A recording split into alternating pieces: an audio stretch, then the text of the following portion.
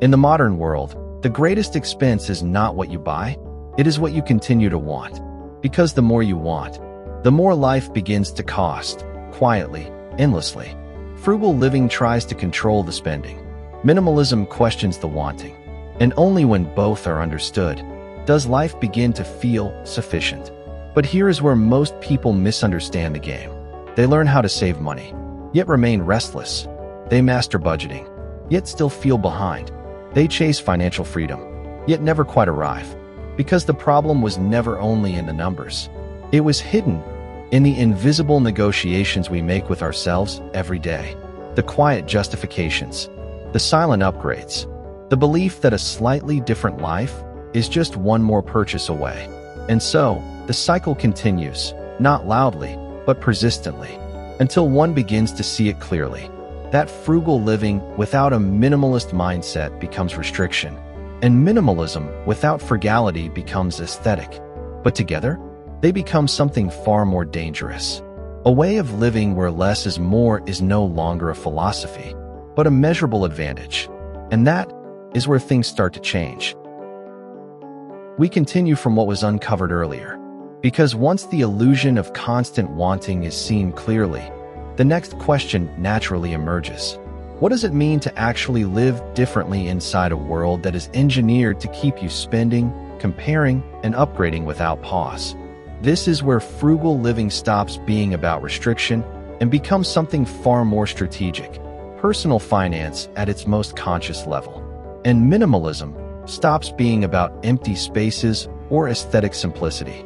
It becomes a minimalist mindset where every choice is filtered through necessity, value, and clarity. In practical terms, this is where saving money stops being a reaction to pressure and becomes a form of design. A deliberate structure where budgeting is not about limitation, but direction. Where money management is not control, but alignment with what actually matters. Because modern life does something subtle. It makes spending feel like participation, and not spending feel like missing out. So people stay financially active, but internally scattered. This is why many people try how to save money, read saving money tips, even adopt frugal living hacks, yet still feel no real shift. Because the external behavior changes, but the internal relationship with desire does not. And that is the real separation point. Intentional living is not the act of doing less. It is the ability to recognize what was never needed in the first place. And once that recognition settles in, the conversation shifts from what can I afford to what actually deserves to exist in my life. That is where the deeper structure of this topic begins to reveal itself. And now, the tension becomes impossible to ignore. Because even when a person begins to practice intentional living, even when they start tracking expenses, applying budgeting, or searching for better money management strategies, the surrounding system does not change. It continues to pull. Modern consumer culture is not loud anymore. It is precise. It adapts to your attention, your habits, even your insecurities. It does not just sell products.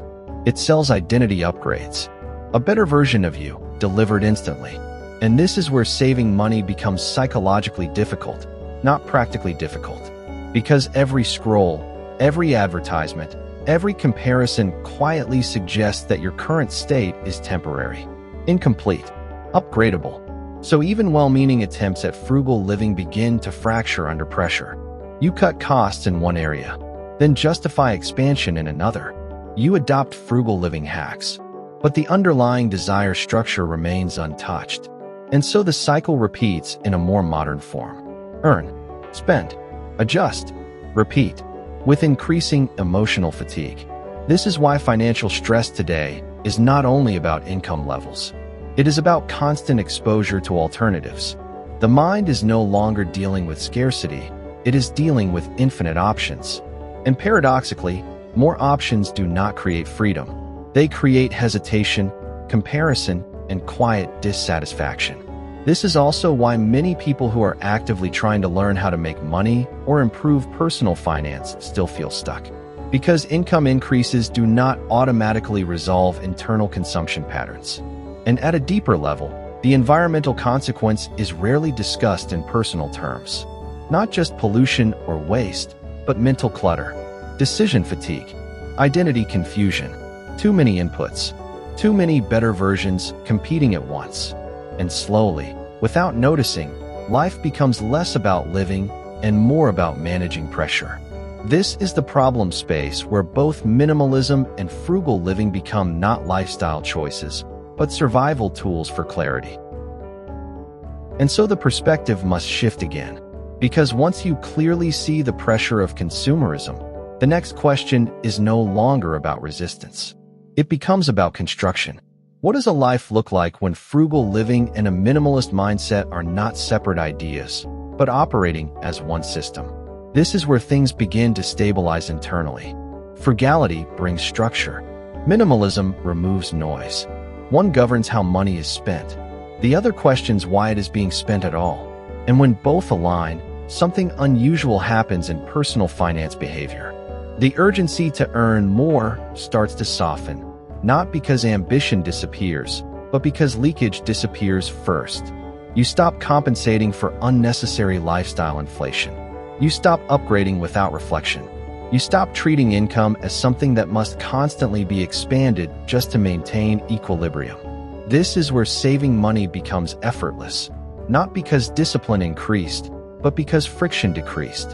And naturally, budgeting becomes less about restriction and more about awareness. Each category of spending starts to reveal intention or lack of it. You begin to notice patterns, not just where money goes, but where attention goes. And this is the quiet transformation, because money management is never only about numbers. It is about attention allocation. Where attention flows, spending follows. This is why people practicing minimalist living often report something unexpected. Their desire itself starts to simplify. Not everything feels equally necessary anymore. A purchase that once felt urgent now feels optional. A status upgrade that once felt important now feels irrelevant. A deal that once felt irresistible now feels invisible. And this is where financial freedom stops being a future milestone and becomes a present condition. Not because wealth suddenly increased, but because dependency decreased. Even the act of trying to how to make money changes tone here. It is no longer driven by pressure or comparison. It becomes more strategic, less emotional. You start building income from stability, not lack. And perhaps the most overlooked shift. Life becomes quieter in decision-making. Fewer impulses, fewer justifications, fewer internal negotiations. And in that quiet, clarity becomes the new form of wealth. There is a point in this transformation that cannot be explained through theory alone. It has to be witnessed in a life that has already crossed the threshold. Consider an ordinary working individual, steady income, stable routine, yet constantly under quiet financial pressure. Not because earnings were absent, but because consumption always adjusted itself to match earnings. Every increase in income was immediately absorbed. New subscriptions, slightly better housing, faster upgrades, subtle lifestyle inflation that never announced itself, but always arrived. For years, this pattern felt normal, until one shift occurred. Not dramatic, not emotional, simply a decision to pause expansion. The first move was not earning more. It was removing excess financial friction, cutting recurring commitments, questioning automatic expenses, and applying a strict minimalist mindset to consumption itself. At the same time, frugal living principles were introduced not as punishment, but as observation. What is actually required for stability? What is only habit? What is only identity maintenance? Within months, something unexpected surfaced. The pressure to constantly how to make money more reduced. Not because ambition disappeared, but because urgency dissolved. And in that space, clarity appeared. Money stopped feeling like something that evaporates instantly. It started behaving like something that stays. The key insight was simple, yet disruptive. Most financial stress is not created by lack of income, but by lack of intentional structure around spending behavior. And once that is understood, personal finance stops being reactive. It becomes architectural. This is the exact moment where saving money, budgeting, and money management stop feeling like separate efforts and begin functioning as one unified system of control and calm. Not restriction, stability. And from that stability, a quieter life begins to form. One where decisions no longer carry emotional weight, because excess no longer dictates direction. And so we arrive at the quiet realization that connects everything seen so far. This was never only about frugal living, and it was never only about a minimalist mindset. It was about how a life behaves when both begin to influence the same decisions at the same time. Because when spending is no longer automatic, and desire is no longer unquestioned, something stabilizes underneath everything else. Saving money stops feeling like effort and starts feeling like structure. Budgeting stops feeling like restriction and starts feeling like clarity in motion.